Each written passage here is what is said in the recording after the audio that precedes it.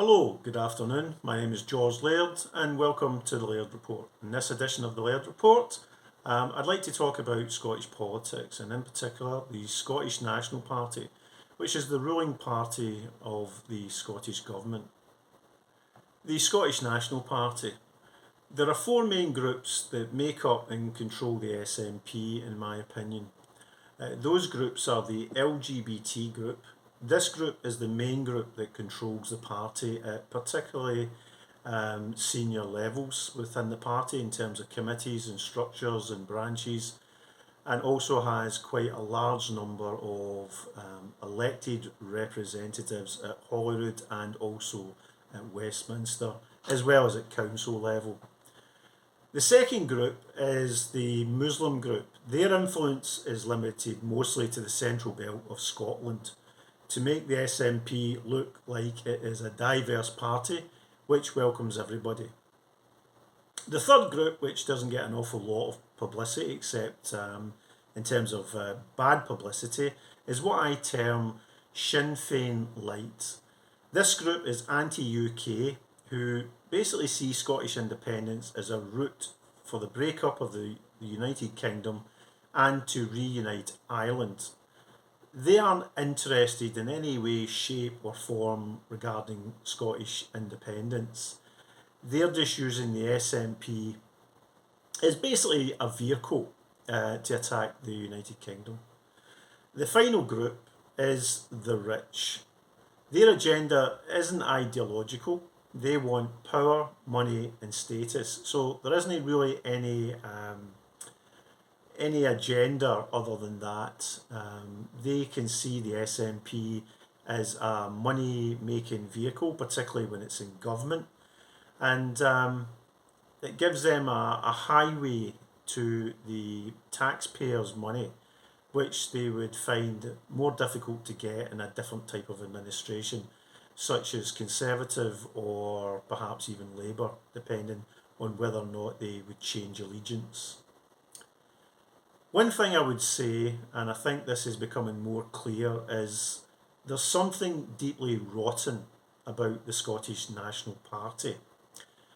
Just recently I read a newspaper report in the Herald, which is a newspaper in Scotland, which had a rather catchy kind of idea, which I find totally bizarre. And the idea was that ex-SNP Minister Derek Mackay, who left public office in disgrace, should be given a second chance to return. So this begs several questions. Would you give ex-SNP Minister Derek Mackay another chance? Well, I suppose your first question would be, what did he do? Secondly, when did he do it? And third, who did he do it to? These all seem to be quite pertinent questions. In the case of Derek Mackay, he was a SNP minister who persistently contacted a young 16-year-old boy, calling him cute, sending him over 270 text messages, wanting to invite the young boy to dinner. So what did 43-year-old gay Minister Derek Mackay want with a 16-year-old boy? What was his endgame? We will never know this because the 16-year-old boy's mother found out what Mackay was doing and stopped it stone cold dead. Opposition MPs were quick to condemn Mackay and label his activities as grooming. Over the last few weeks I have blogged and talked about the decline of society and of democracy by the political class in Scotland. And the fact that a story or a suggestion of someone like Derek Mackay coming back into public life in Scotland is quite frankly offensive. Derek Mackay, we should remember, is not a victim. Derek Mackay also doesn't deserve a second chance for what he did and what he knowingly did and wanted to do. When Mackay was outed for his behaviour, he disappeared from the Holyrood Parliament. He didn't resign and sat out the rest of the session taking his MSP salary. He also, as a leaving MSP, got a substantial allowance for leaving public office. He took the salary, he took the expenses, he took the pension, and he took the leaving allowance. One thing is clear, Derek Mackay didn't act honourably. So how can anyone think he deserves a second chance? On what basis does he deserve that second chance? Is it on the basis that 1, he is a homosexual? 2, that he's a close ally of Nicola Sturgeon, and let's face it, Nicola Sturgeon needs as many allies as she can possibly get, given how rotten her government is, given how rotten her party is, and given how rotten she is as an individual. If you've seen the Nicola Sturgeon before and after makeover, then you realise that Nicola Sturgeon is not a nice, caring and warm human being.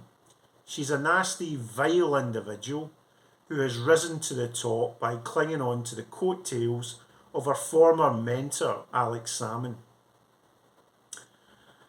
I've seen nothing to believe, as I said, that Derek Mackay deserves a second chance.